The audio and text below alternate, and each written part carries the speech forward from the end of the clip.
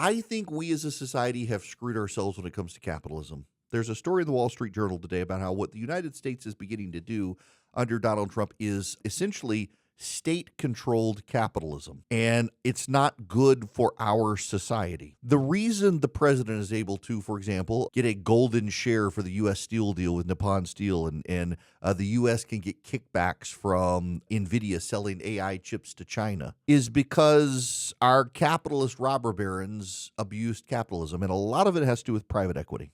In a free market system, a good or service is the product.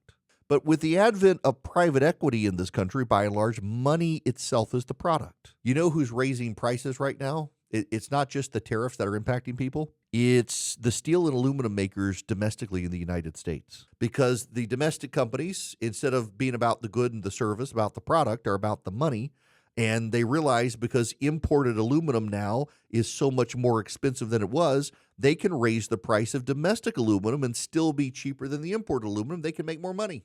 It's these companies that are putting the dollar ahead of the good and the service that are ruining themselves and allowing the president of the United States, regardless of party, by the way, to invade the free market and make it less free.